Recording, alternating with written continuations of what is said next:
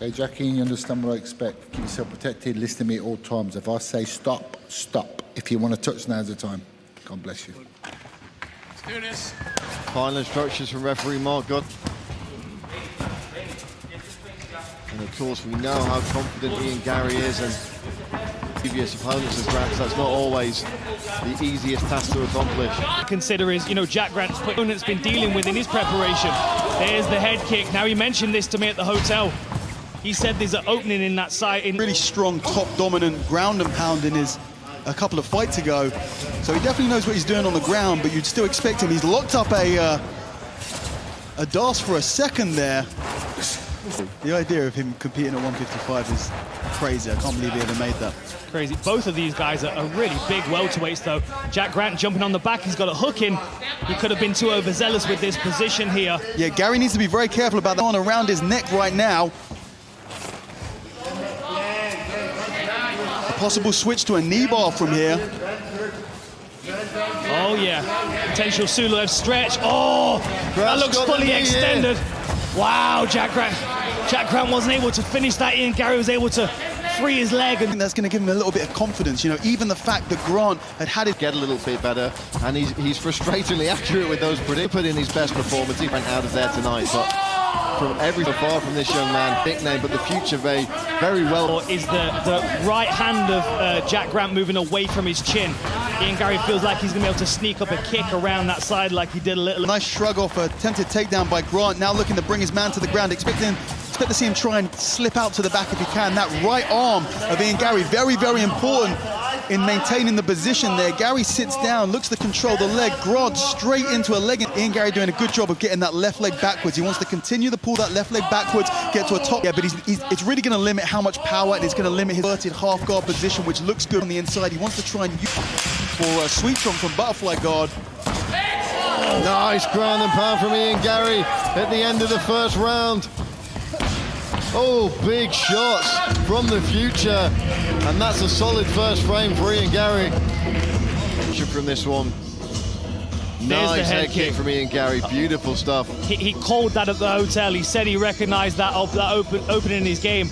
Now the problem is, can he use it a second time? Now is Jack Grant wise to it, or did he not register it because he didn't hurt him?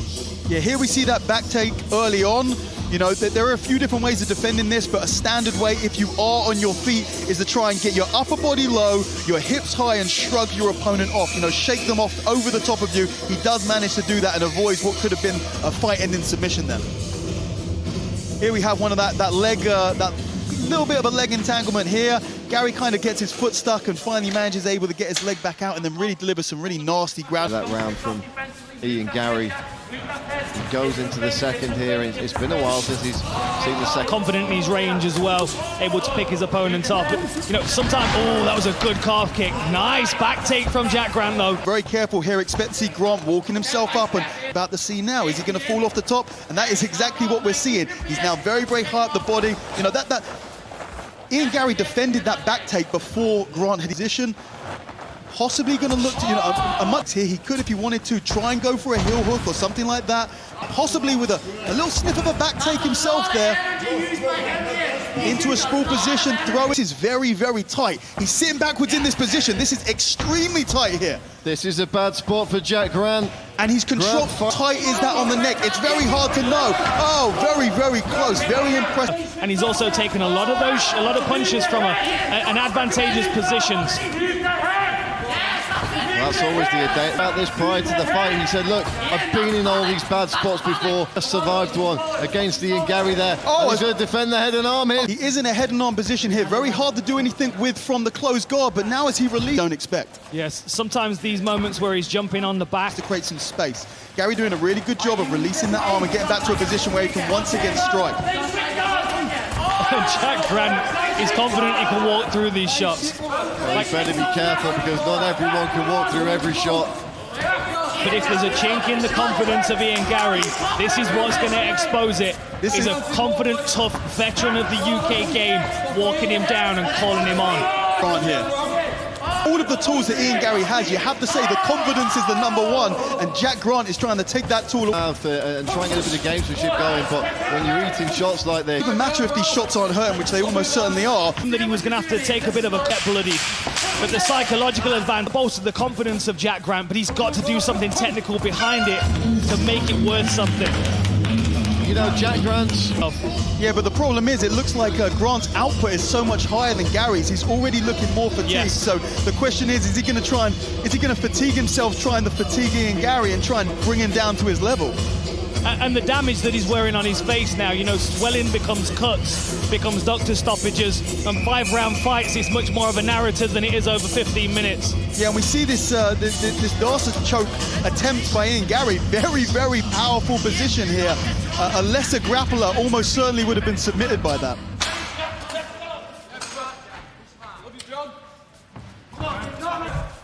Straight back to the action here, third round. He's got to do something on the end, start landing some hands. Is him walking down and then change against the fence. Where's the level change?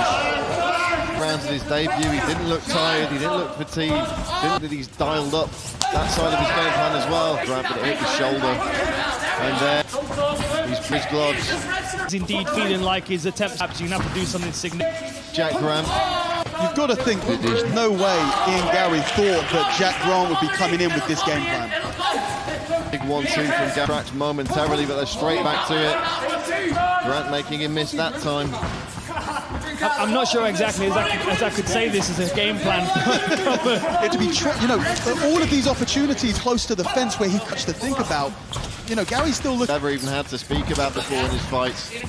And there we go. A little word of warning for referee Machado Garry. High guard position does is it allows you to switch to an armbar. He's got this locked in. No, his Garry elbow's survive, out. he does. Yeah, that was just a little bit too shallow, a little bit guard position. But yeah, that high guard position you saw earlier, it does allow you to switch to an armbar much faster, but Garry just doing a good job of getting that leg out. Sort of a knee shield side control position. Yeah, A napping knee shield. The napping knee shield. Ian Garry, look, great respect between these. Fourth round where Ian Garry hasn't, and of course we have. Yeah, and if this was part of the strategy from Jack Grant, off of the fence, find that space and then be able to lock those hands, but These championship rounds are familiar to Jack Grant. That was a stinging jab from Ian Garry. very, very impressive. You know, we haven't seen it really tested like Jack Grant. You know, he's forcing fight. You know, this is Ian Garry's. Now, I think it's safe to say that Jack Grant doesn't have the speed or the power to hurt Ian Garry with one shot unless that punch. And that's about Grant now is to carry out. He's going to have to be watching this, feeling like he needs to get to a title shot. That looked like a slip from Ian Garry. Deposits Grant down. Grant immediately back. Good shot. Obviously, he did catch him. Here we go, a nice attempt to take down. Garry finishing in top position. Once again, locking off. You can tell that Ian Grant not going to get anything from here. He's got to try and escape and move around. You can't A bit more now, almost like he can't put his opponent away. I mean, he's been able to land some clear shots on Jack Grant. Would be if Ian Garry could submit Jack Grant, there really would be. see how this plays out because there's only 4 seconds left on the clock, but you know, really nice there. Couldn't quite see it from this angle. He had that Kimura locked up and he used that Kimura trap to come around to the back, but another very interesting round. He's able to sting Jack Grant as he's moving forward. He's not able to muster enough power to really slow him down, but you know, he's putting water in the basement, he's putting money in the bank for the later rounds. And even though Jack Grant seems unfazed, he's taking these shots. And then when it comes to the grappling exchanges, Jack Grant's happy to land on the floor regardless of the position. Ian Garry is assertive in his top position. Title. Show of respect here between these two fighters. Who captured the lightweight belt last night, but stop Ian Garry in this 5th round. Been out of the way and looking for his counters as Jack Grant's overcommitted. Level change here from Jack Grant. Double underhooks. Strong on that body lock. That's it. That's what you can use that double underhook position for. A scramble to the back here. We've seen this around that outside hook there. It's a compound. We could see Ian Garry try and jump round to the back, but instead he's trying to get on to sort of invert and transition into a 50-50 guard here. So far he's not been. Look, it's a case of he's got to take these bad risks now. You've got to create these opportunities at this level. You know, in the last half of a round, fatigued, and Ian Garry has got all the respect in the world for Jack Grant's ground game. Sorry, Mum.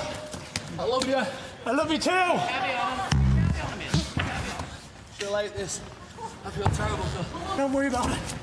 Oh, go for the knee bar again. It's Jack Grant. I like how a little bit of gamesmanship there. he actually apologized for it. He said, I'm sorry for this, you're not going to like this, then rolls around for the knee bar, and almost certainly, with maybe the exception of a back attack. To get drawn into this.